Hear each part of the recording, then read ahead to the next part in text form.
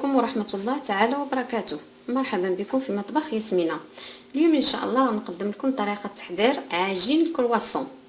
غادي نحتاجو في المقادير كيلو من الدقيق الابيض يكون النوع الممتاز، نص كيلو من زبدة المارغرين، معلقة كبيرة او 30 غرام ديال خميرة المعجونة، معلقة صغيرة ديال الملحة، كاس تقريبا ما عامرش ديال العنبه ديال السكر سنيده، كاس اللارب ديال زيت المائده، وعندنا الماء باش نجمعوا الخليط، وعندنا تقريبا واحد 100 ولا 150 غرام ديال النشا المايزينا باش غادي نطلقوا به العجين. نبداو على بركه الله. انا بالنسبه هنايا الكرواسون غادي نعجنها في العجانه. بالنسبه للعجين ديال الكرواسون كيحتاج انك تدلكيه مده طويله، يعني خصك تدلكيه مزيان، يعني تجمعي العجين وعلى الاقل يعني تعلكيه واحد 10 ديال الدقائق بيدك ولا حتى لربع ساعه وانت كتعلكيه، يعني حتى تحصليه على عجينه متماسكه وما تكونش جاريه وما تكونش في نفس الوقت يعني قاصحه، تكون يعني متماسكه ورطبه. دابا غادي نخلط انا المكونات. درت انا هنايا في العجانه درت الفورس، غادي نضيف ليها الملحه، وغادي نضيف يعني الخميره هنا تقريبا واحد معلقه كبيره ديال الخميره نضيفها هنايا، نضيف سنيده السكر سنيده، وغادي نضيف الزيت هنايا، وغادي نديرها في العجانه غدور، وغنبقى نضيف الماء غير بشويه حتى يتجمع لنا العجين. بعد ما غادي يتجمع لنا العجين غادي نخليه شي شويه يتعلك واحد يعني 10 ديال الدقائق، ومن بعد غادي نتلاقاو باش نوريك العجين ديالنا كيف ولا. هنايا في بلاستيكه درت هاد الزبده وغادي نطلقها، انا نوريكم. نضربوا عليها واحد شويه تطلق لنا،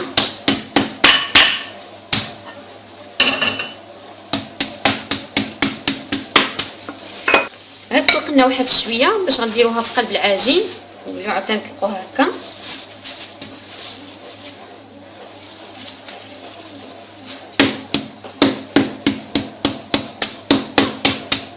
خليها واحد شي شويه في الكوزينه، منزله في الكوزينه عاد طلقيها، لان الا جبتيها للثلاجه وطلقتيها غتجيك صعوبه غتقصع، يعني طلقيها وعاد دخليها للثلاجه واحد شي شويه وعاد نبداو نستعملوها.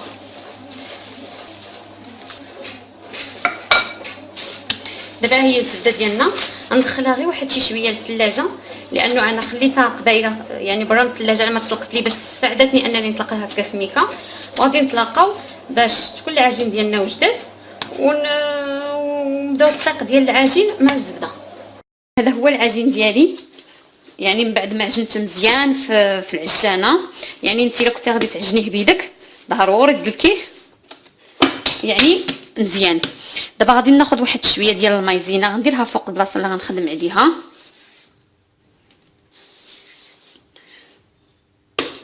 وغادي نطلق العجين ديالي باش غندير في قلبه الزبده. غادي نطلقها غير واحد شويه باش نصاوب فيها الزبده. الزبده درتها في قلب العجين وغادي نحاول نسد عليها يعني مزيان، يعني نسد عليها في نوبه ما تبقاش كتبان لي الزبده. نحاول نجبد العجين مزيان يعني ونسد، المهم حتى ما تبقاش كتبان الزبده. الزبده الا تهرست لك ماشي مشكل، المهم هكا حطيها هنايا وحاولي تسدي العجين مزيان. العجين يتسدنا يعني الزبده ما تبقاش كتبان.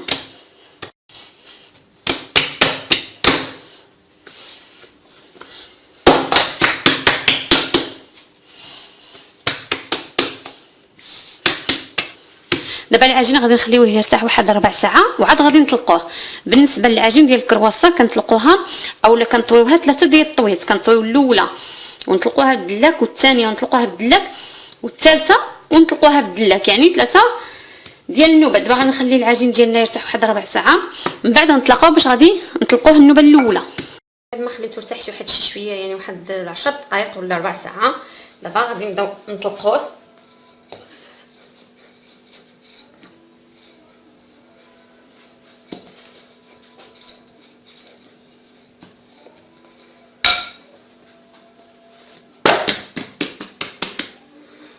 دير شويه ديال المايزينا من التحت غير باش ما تلصقلناش العجين.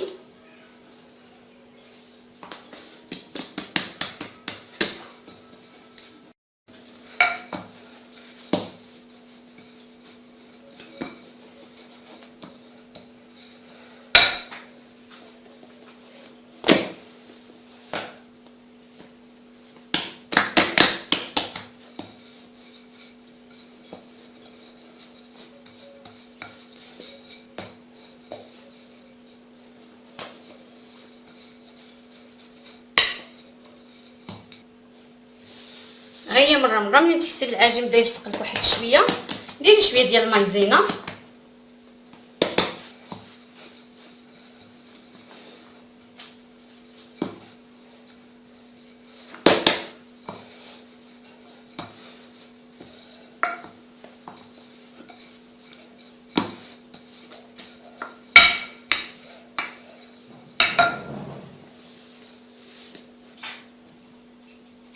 انا غنشدو العجين طويه على 3 هكا، تحاولي تقاديه.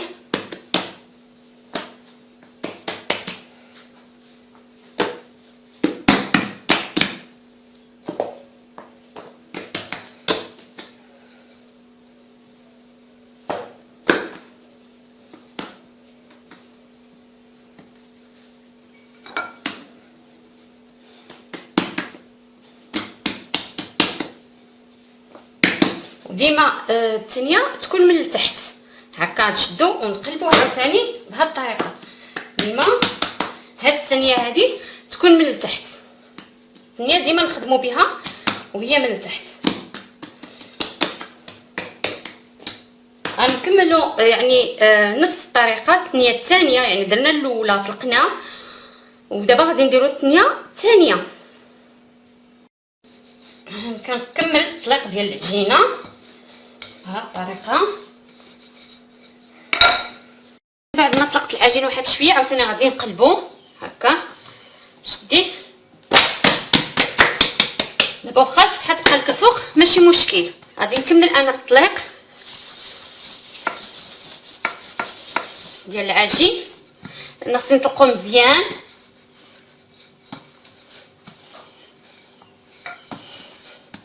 هو خص يكون عندك بلاصه يعني متسعه باش يمكن لك تخدمي فيه مزيان، يعني خص بلاصه تكون فوق البوطاجي اولا فين غتخدمي تكون عندك متسعه باش يمكن لك تطلقي العجين مزيان.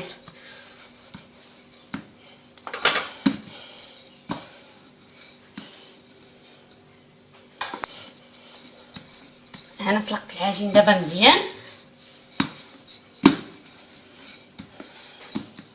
هاد العجين ديال الكرواسون ولا العجين المورق كيحتاج شي شويه ديال الجهد، ولكن في التالي كتطلع لك نتيجه زوينه بزاف. دابا غادي ندير له نص الطويه اللي درتها قبيله، يعني غادي نشد النص هذا ندير له هكا. هانتي شديت النص درت له هكا بحال قبيله، ونشد الجهه الاخرى عاوتاني نقلبها فوقه.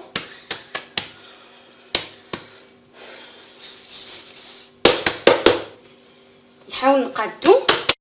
دابا العجين ديالنا غادي نخليه يرتاح ربع ساعه بحال هكا، نخليه يرتاح ربع ساعه ومن بعد غادي نطلقو الطلقه الاخيره. بالنسبه لهاد العجين هذا انا ما كنديروش في الثلاجه، علاش؟ لانه هنا كنستعمل الزبده يعني المارغرين، هذه زبده نباتيه. في حاله ما استعملتي يعني زبده حيوانيه بحال الزبده اللي كنشريو ديال العبار، هذيك ضروري في كل ما تجي تطلقيها خصك تدخليها للثلاجه واحد ربع ساعه عاد تطلقيها، لانه هذيك دغيا كتذوب. بالنسبه للمارغرين ما كتذوبلناش دغيا، يعني واخا العجين تخليه هكا منزل في الكوزينه يعني ماشي مشكل. غير هو ديري عليه هكا يعني مي كانش غير باش ما ينشفش، وخليه ربع ساعه من بعد غنطلقوه باش غادي نكملوا يعني التطليق ديال العجين ديالنا.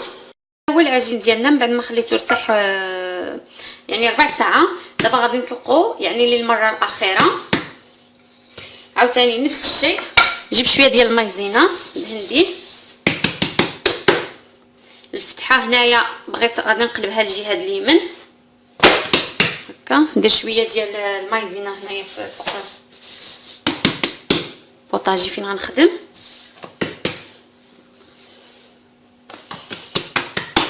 الفتحه النوبه الاولى الفتحه في اليمين، وملي نبغي نقلبو بالعرض تكون الفتحه من جهتي هكا. نولي عاود نطلق مزيان.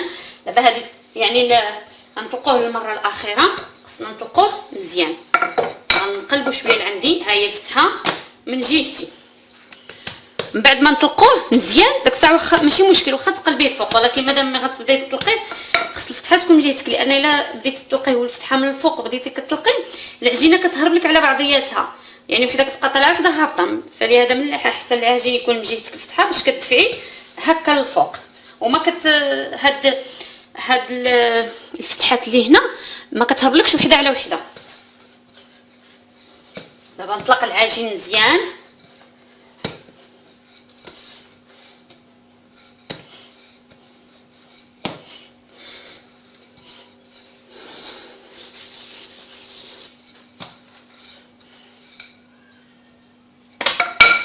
دابا واخا نقلبو ماشي مشكل، دابا واخا نقلب الفتحه الفوق ماشي مشكل لان العجين تقاد لي. نجيب شويه د المايزينا، بعد ما نسالي الطليق نفض هاد المايزينا.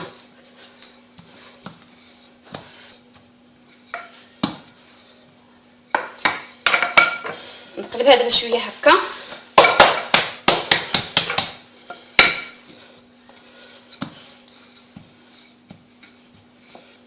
انا هنايا غير طويتها يعني باش يبقى لي بلاصه فين نطلق، يعني ماشي طاوياها باش غادي نخدمها، لا غير قلبتها هكا باش يبقى لي بلاصه فين نخدم.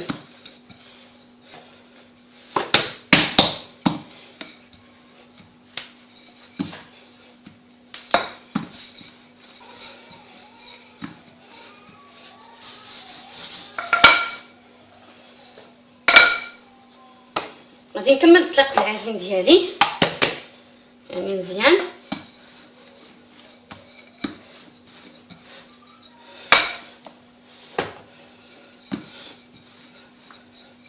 انا قلت لك خص يكون عندك بلاصه يعني كبيره باش يمكن لك تطلقي العجين مزيان.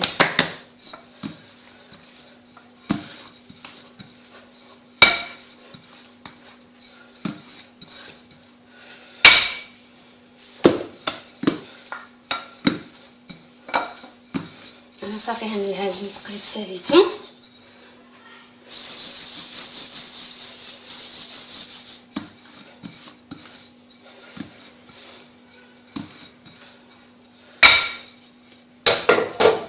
دابا غادي نوريكم كي غادي ندير نطويه. دابا غنطويه بنفس الطريقه اللي طويته قبيله. دابا هذه صافي، هذه هي الطلقه التاليه. غتشدي الطويه بحال هكا، نوريكم هكا بحال اللي طويتو النوبه الاولى، يعني الا 3 هكا. وغنشد عاوتاني الطرف الاخر ونطويه بهذه الطريقه هذه. نزيدو شويه لهنا هكا ونولي نسدو بهذه الطريقه هذه هكا.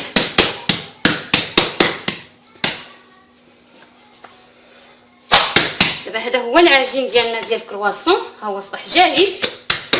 قادو باش نقطعو.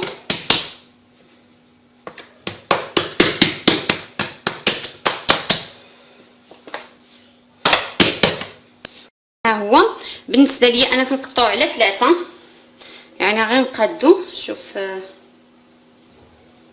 يعني باش يجيني مقاد كنقسمو انا على 3، ومن بعد كيمكن لك تخدمي به. بالنسبه للعجين ديال الكرواسون ما يمكنلكش تخزنيه، يعني يمكن لك تخدمي به في النهار، بحال با صوبتي في الصباح ماكسيموم في الليل تساليه، يعني ما يمكنلكش لانه فيه الخميره، الا خليتيه غادي يخمر لك.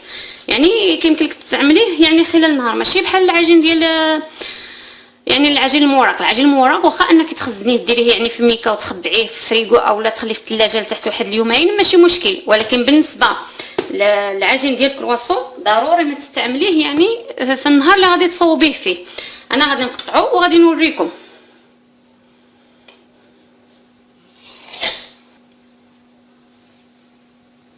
انا غادي نوريكم دابا العجين ديالنا كي جا. هذا هو العجين ديالنا، ها هو شتي يعني كمورق، جاي يعني بطبقات، جاي طبقه ديال العجين وطبقه ديال يعني ديال الزبده. كيجي مورق كيجي زوين. كيمكن لك تخدمي به يعني كرواسون، بتي بان، شنيك، يعني اي حاجه بغيتي تخدميه بها، يعني بحال العجين المورق اللي فيه الخميره كيمكن لك تخدمي هذا العجين هذا وتخدمي به. غير هو ما يمكنلكش تخزنيه بحال العجين المورق، يعني هذا كيمكن لك تستعمليه في النهار ديالو. كنتمنى انه هذه الوصفه هذه تعجبكم. الا عجبتكم ان شاء الله ما تنساوش ديروا لي لايك وصابوني باش يوصلكم جديد القناه ديالي، وان شاء الله نتلاقاو في وصفه جديده والى اللقاء. هو ماشي مشكل. دابا واخا نقلب الفتحه الفوق ماشي مشكل لان العجين تقاد لي. نجيب شويه د المايزينا بعد ما نسالي الطليق نفض هاد المايزينا.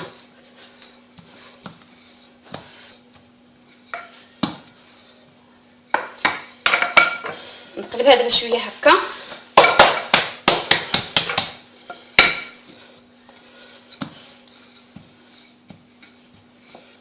انا هنايا غير طويتها يعني باش يبقى لي بلاصه فين نطلق، يعني ماشي طاوياها باش غادي نخدمها، لا غير قلبتها هكا باش يبقى لي بلاصه فين نخدم.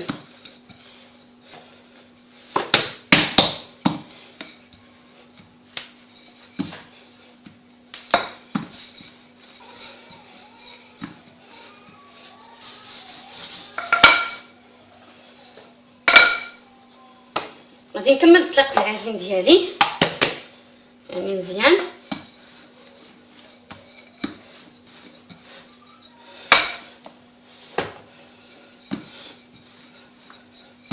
انا قلت لك خص يكون عندك بلاصه يعني كبيره باش يمكن لك تطلقي العجين مزيان.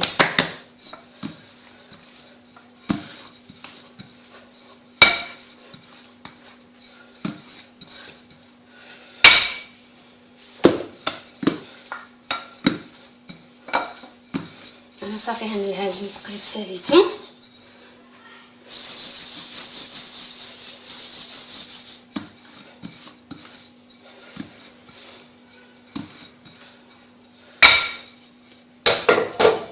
دابا غادي نوريكم كي غادي ندير نطويه. دابا غنطويه بنفس الطريقه اللي طويته قبايله. دابا هذه صافي، هذه هي الطلقه التاليه. غتشدي الطويه بحال هكا، نوريكم هكا بحال اللي طويتو النوبه الاولى يعني على 3 هكا. وغنشد عاوتاني الطرف الاخر ونطوي بهذه الطريقه هذه. نزيدها شويه لهنا هكا ونولي نسدو بهذه الطريقه هذه هكا.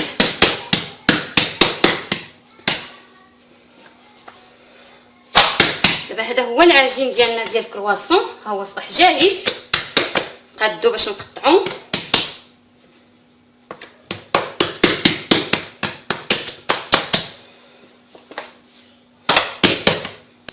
ها هو بالنسبه لي انا كنقطعو على 3 يعني غير نقادو.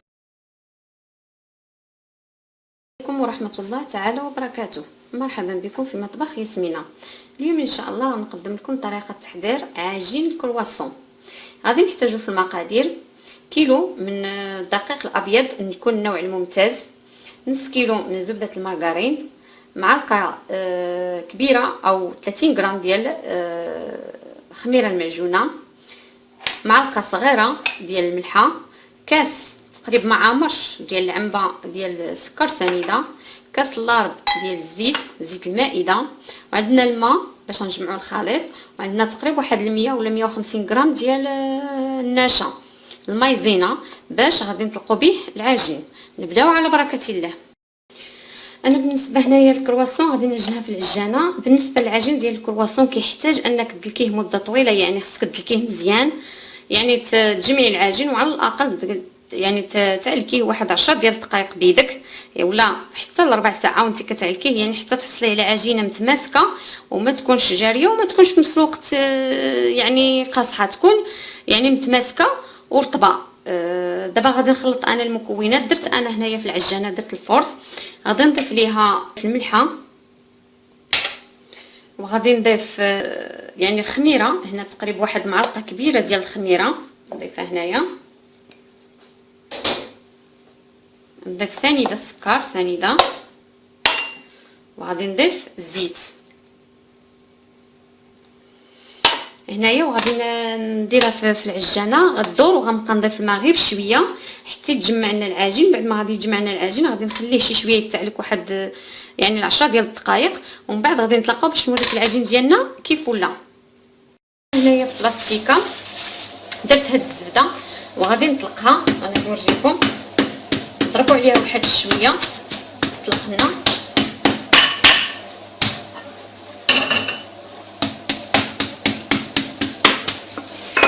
غير طلق لنا واحد شويه باش غنديروها في قلب العجين ونرجعوا حتى نطلقوها هكا.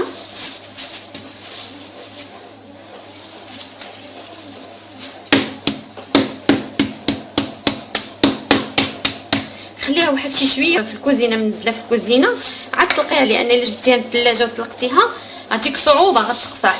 يعني تلقيها وعاد تخليها للثلاجه واحد شي شويه وعاد نبداو نستعملوها.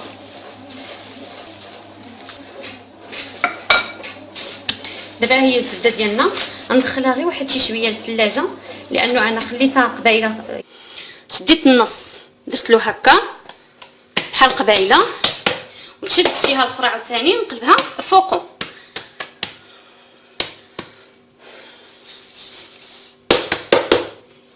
نحاول نقادو. دابا العجين ديالنا غادي نخليه يرتاح ربع ساعه بحال هكا، نخليه يرتاح ربع ساعه، ومن بعد غادي نطلقو الطلقه الاخيره. بالنسبه لهاد العجين هذا انا ما كنديروش في الثلاجه. علاش؟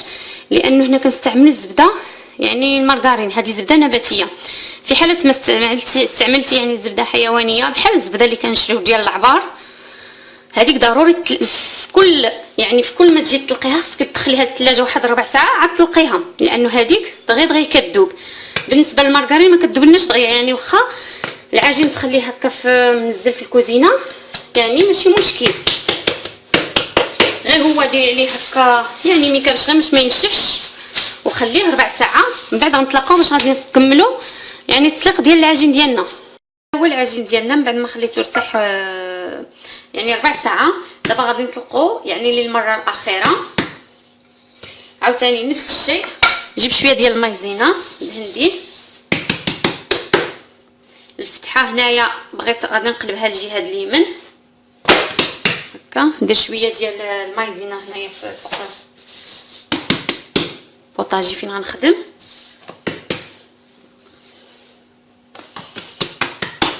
الفتحه النوبه الاولى الفتحه في اليمين، وملي نبغي نقلبو بالعرض تكون الفتحه من جهتي هكا. نولي عاود نطلق مزيان. دابا هذه يعني غنطلقوه للمره الاخيره، خصنا نطلقوه مزيان. غنقلبو شويه لعندي، ها هي الفتحه من جهتي. من بعد ما نطلقوه مزيان داك الساعه واخا ماشي مشكل واخا تقلبيه الفوق، ولكن مادام ما غتبداي تطلقيه خص الفتحه تكون من جهتك، لان الا بديتي تطلقيه والفتحه من الفوق وبديتي كتطلقي العجينه كتهرب لك على بعضياتها، يعني وحده كتبقى طالعه وحده هابطه. فلهذا من الاحسن العجين يكون من جهتك الفتحه باش كتدفعي هكا للفوق، وما هاد الفتحات اللي هنا ما كتهربلكش وحده على وحده. دابا نطلق العجين مزيان.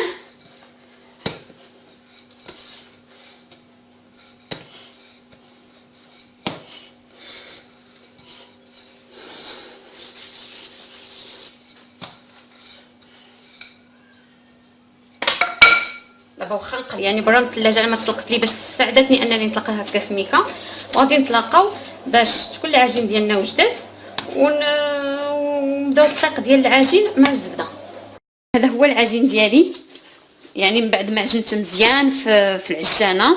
يعني انت الا كنتي غادي تعجنيه بيدك ضروري تدلكيه يعني مزيان. دابا غادي ناخذ واحد شويه ديال المايزينا غنديرها فوق البلاصه اللي غنخدم عليها،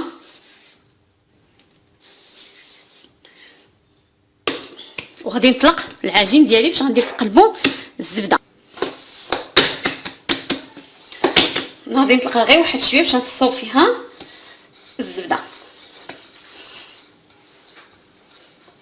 الزبده درتها في قلب العجين وغادي نحاول نسد عليها يعني مزيان، يعني نسد عليها في نوبه ما تبقاش كتبان لي الزبده. نحاول نجبد العجين مزيان يعني ونسد، المهم حتى ما تبقاش كتبان الزبده. الزبده الا تهرست لك ماشي مشكل، المهم هكا حطيها هنايا وحاولي تسدي العجين مزيان. العجين يتسد لنا يعني الزبده ما تبقاش كتبان لنا.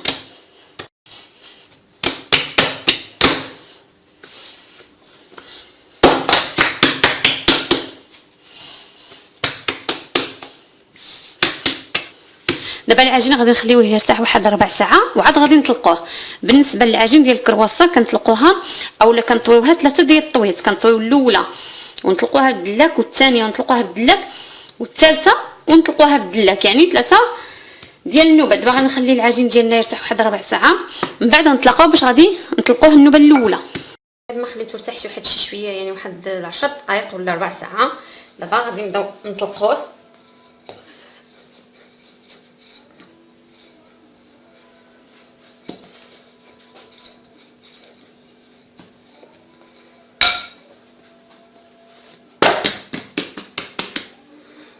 دير شويه ديال المايزينا من التحت غير باش ما تلصقلناش العجين.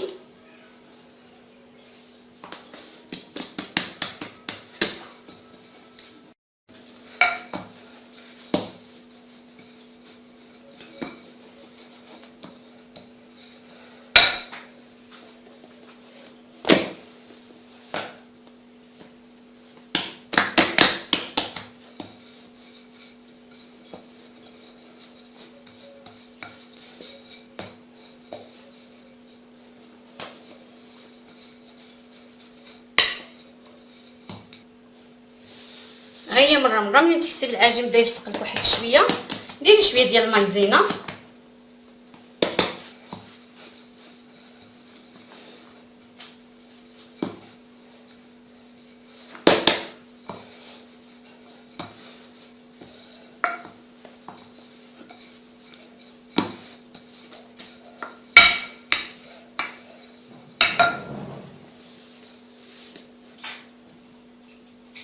انا غنشدو العجين طويل على 3 هكا، تحاولي تقاديه.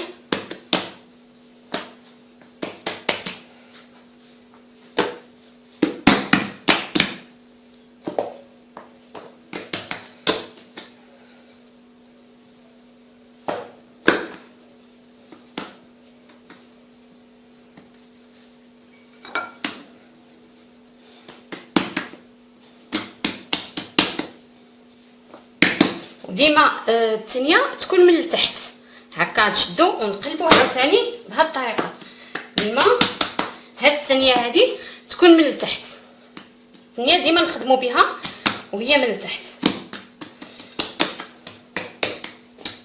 غنكملوا يعني نفس الطريقه الثانيه الثانيه، يعني درنا الاولى طلقنا ودابا غادي نديروا الثانيه الثانيه. كنكمل الطليق ديال العجينه بهذه الطريقه. بعد ما طلقت العجين واحد شويه عاوتاني غادي نقلبو هكا. شديه دابا، واخا الفتحه تبقى لك الفوق ماشي مشكل. غادي نكمل انا الطليق ديال العجين، خصني نطلقو مزيان.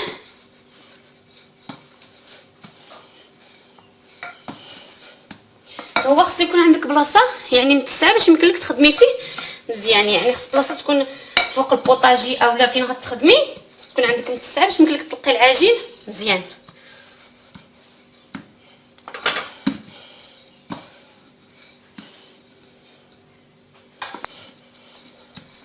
انا طلقت العجين دابا مزيان. هذا العجين ديال الكرواسون ولا العجين المورق كيحتاج شي شويه ديال الجهد، ولكن في التالي كتطلع لك نتيجه زوينه بزاف. دابا غادي ندير له نص الطويه اللي درتها قبيله، يعني غادي نشد النص هذا ندير له هكا هانتي